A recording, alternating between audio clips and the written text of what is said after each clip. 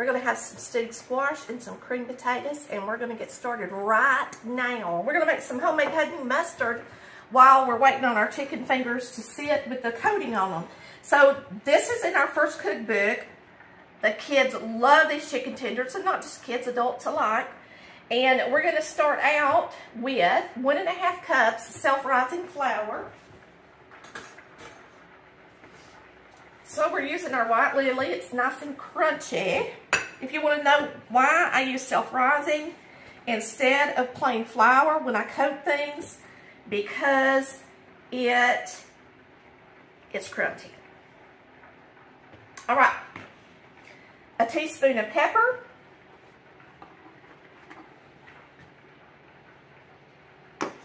one and a half teaspoons of salt,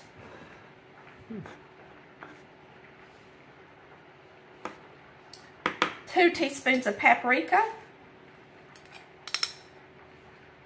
And this makes the best chicken tender you've ever put in your mouth. No kidding. And 1.5 tablespoons of Hidden Valley Ranch dry dressing mix. Good stuff. Good, good stuff. Now, I usually make a lot more chicken tenders than I'm doing today. So therefore, this is a lot of coating.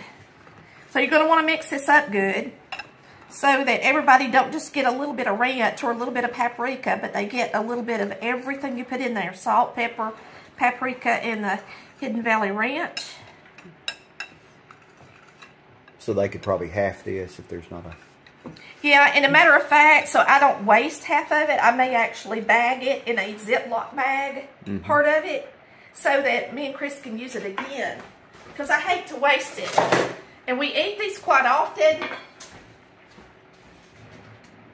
But I looked on the website, and we had not done a video in a really long time for these, for y'all. So I thought, you know what? I'm going to do some chicken tenders. There you go.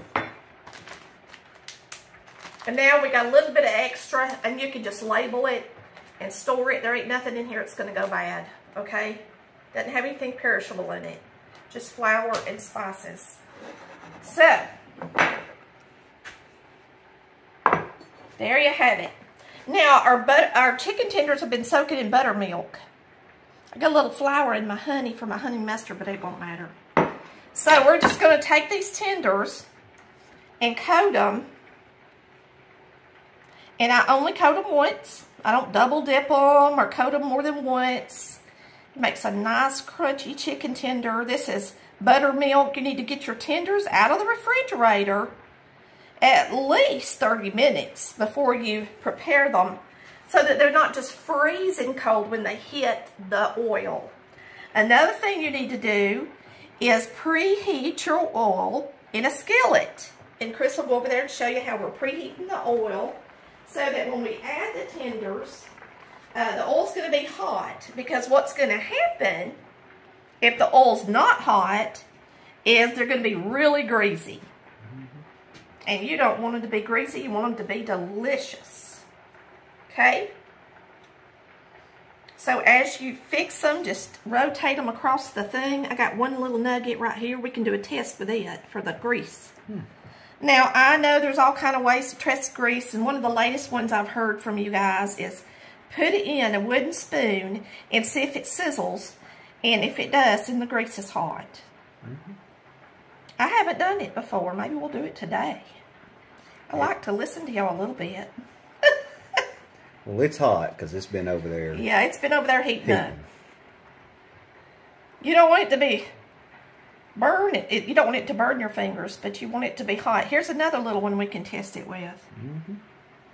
Test pieces. Yep. And you don't want to throw those in there yet,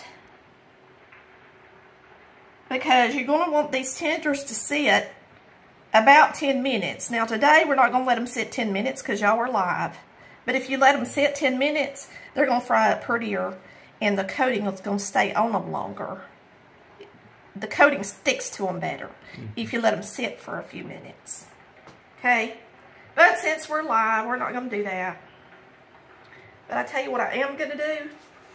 I am going to set this right here, convenient to my skillet. I'm going to go ahead and drop 2 test pieces. And you can see that it's plenty hot. Mm-hmm. You want your little hook thing? Yeah, I guess so. But let me rinse my hands off. That's what I wanted to do. All right, I'll get this out. Get that out for you.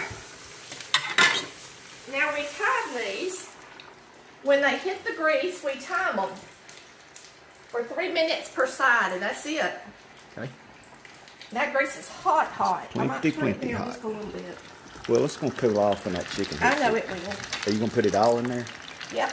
Yeah, then it's really going to cool off. Yep. When your chicken goes in, especially if it's still cold from the refrigerator, your grease is going to cool down some.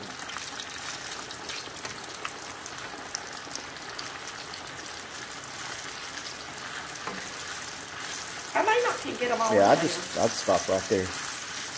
I've got 1, oh, you could probably do 2, one more. Yeah. 3, 4 more. Yeah. I could do another one. I might can get them all in there. Set that timer for me, Chris. Okay. All right. I've only got room for 2 more. 3. Go. Okay, it's timing.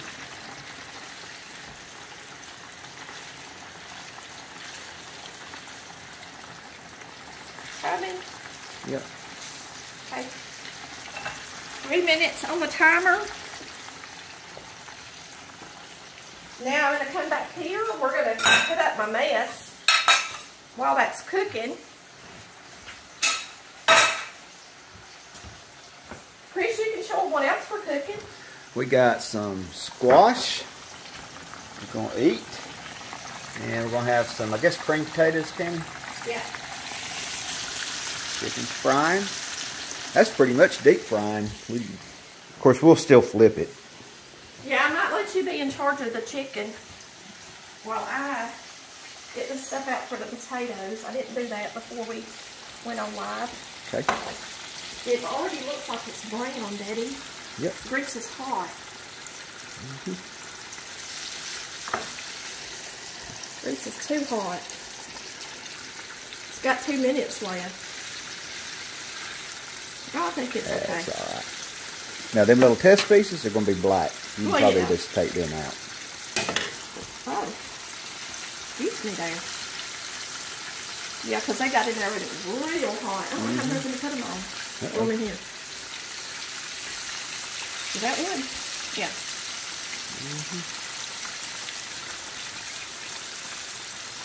Okay. Yeah. So, we're going to need some butter. Okay. For our potatoes. Some sour cream and milk.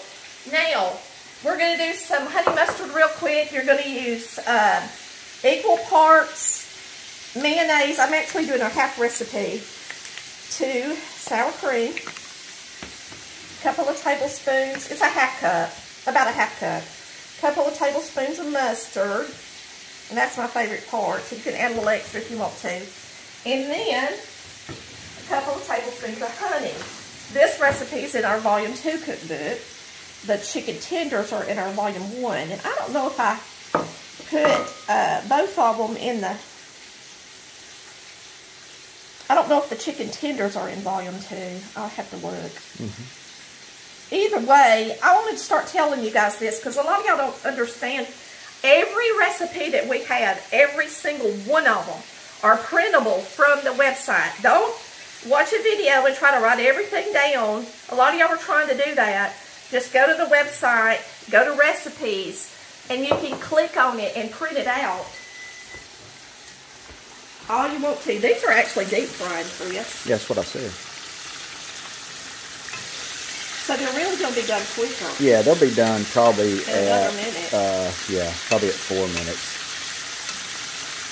Or 4.5. Now, these are deep frying. If they were not deep frying, you definitely go 3 minutes per side. But because we're deep frying these, they're going to get done quicker.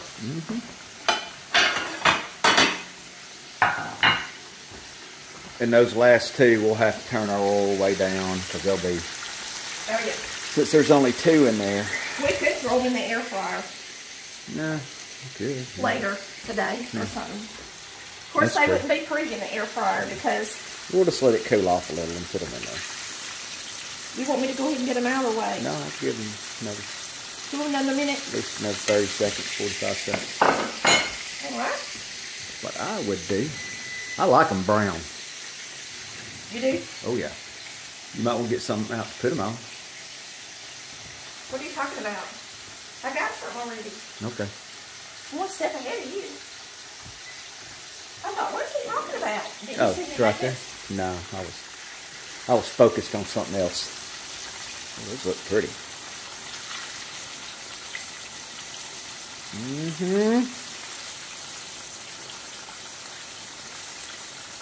Chicken? And buttermilk That's always. a big one. I might leave it in there a little bit longer. Yeah, buttermilk always makes them get browner and darker. Yes, it does. You have to cook on a real low temperature with buttermilk. You cook them for a long time. So with that said, y'all, when you're making bone-in chicken, show me for a minute, Daddy. Okay. When you're making bone-in chicken, instead of using buttermilk, you should use egg wash because they have to fry a lot longer with a bone-in, and buttermilk does make them darker quicker. Okay, so if you're frying chicken and you've got bone-in chicken going, and you're wondering why it's never a pretty golden color, it may be because you're using buttermilk instead of egg wash. Yeah. You might want to turn your timer on those. Okay. Now we've got all kind of chicken recipes. Now we got every kind of. We got chicken with egg wash. We got chicken with mustard fried chicken. We got Gravy fried chicken where you barely put any oil in the skillet, so you don't have to waste this much oil. Yeah. Crisco fried chicken. We got everything. We got everything. Just look it up. It's all good. ColorValleyCooks.com. All right, let's cream these taters. Y'all, I'm just going to cream them Okay. with a whisk today. Okay. I'm just going to drain most of the water off of them. And we're going to whisk them up. Whisk them up. Instead of... Cut that off. Cut that off for you. So I'm going to throw some salt in here. Pepper. Good stuff. I'm going to come over there. Okay.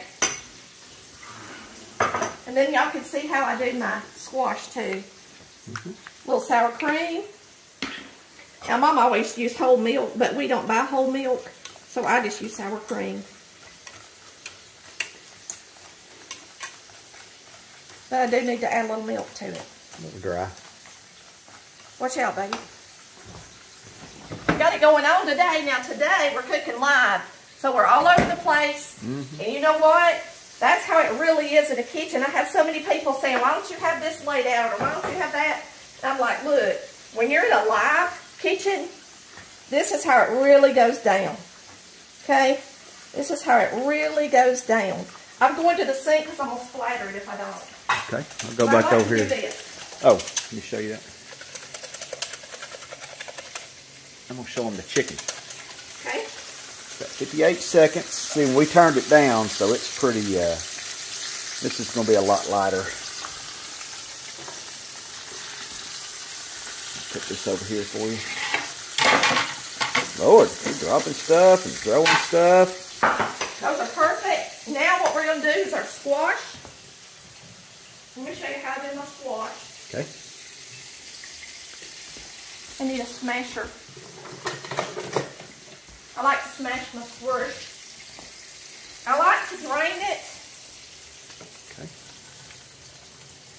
And I really like to drain it completely. So let me grab this strainer and flip it over. There you go. This is how I like my squish. I'm going to put some butter in it.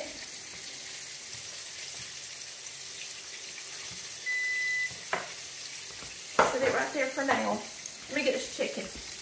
I'm just going to turn it over Because now that there's not as many in there, I might want to cook this another minute.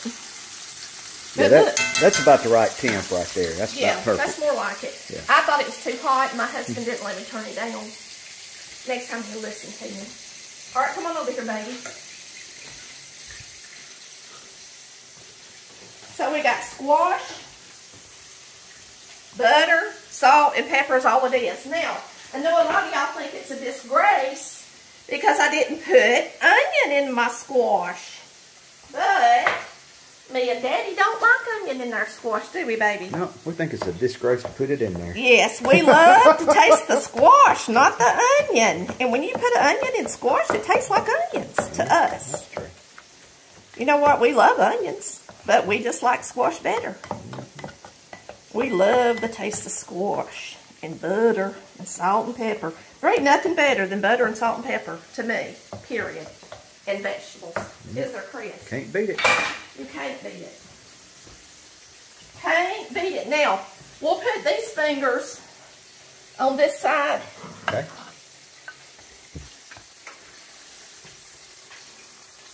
And these are light in color. Now, when you fry chicken, if you got the right temperature, they are lighter in color. It really was too dark. But, you know what? It's going to taste good, and that's all that matters. You know, that looks more like Chick-fil-A chicken. Yeah. Some people think that's perfect. And some people like it like this. Yep. So either way, we're winner, chicken dinners. It's a real chicken dinner, y'all. So adjust your temperature. Winner, chicken dinner. That's it. How fast was that? Pretty fast. Dinner, pretty fast. Now, I prepped and had, remember this, if you're a new cook,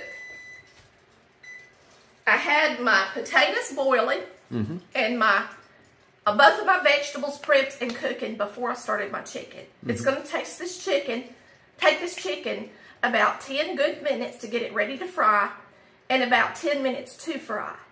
So that's about the right amount of time it's going to take to boil your potatoes and get them soft. All right, so you're going to need about 20, 30 minutes for your other vegetables. So always start your meat last and your vegetables first, unless it's a slow cook process meat, of course. Like meatloaf or something. Yeah. So there's our dinner. We got dipping sauce to eat. Let's make a plate. Let's make a plate and have something to eat.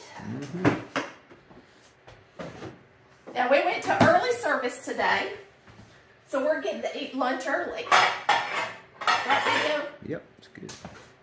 That's what happens when you get up and go to church early. Then you get lunch early.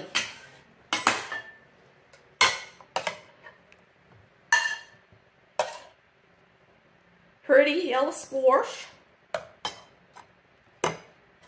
Some good old cream taters.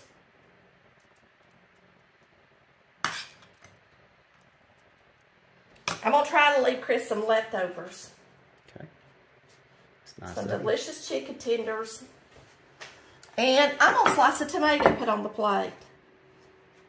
Now, I got some tomatoes at a fruit stand the other day, but I bought this one green and it's still hard. I was going to fry it. I could have fried a tomato today. It's still hard enough to fry, believe it or not. Get one of your other ones. I am.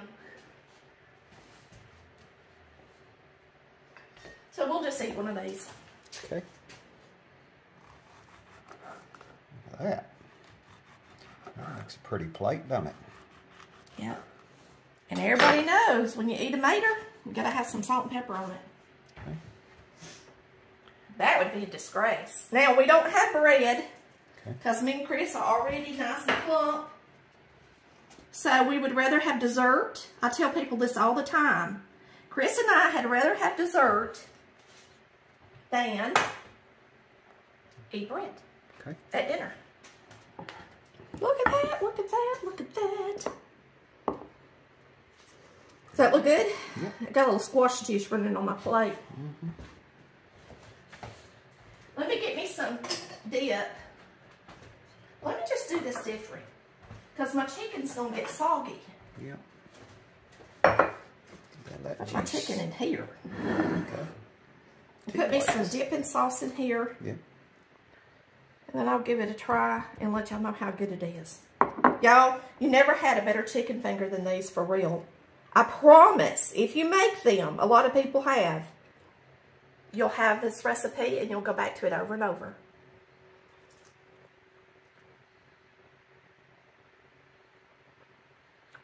So delicious. So delicious. Good stuff. And to me, there's nothing better than good old vegetables with just salt and pepper and butter. If you disagree, you can, because we all like different stuff, right? And those fingers aren't dried out because we didn't cook them too long. Let me show you how you cut a tomato if you're from the South. You just use your fork. And you know what? A lot of people in the South use their fork to cut up their meat. I know it's not etiquette, or whatever you call it.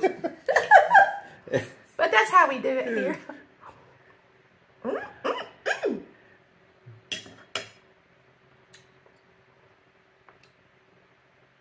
Y'all give these chicken fingers a try. Have a wonderful and blessed Sunday. Tell the Lord you love Him. Tell other people you love Him too. And we'll see you next time on Collard Valley Cooks, where we cook like our mamas did. Volume 1 cookbook, Volume 2 cookbook. Oh, and all the recipes are online printable. So don't sit down and try to write everything down. Just go over there and click a button.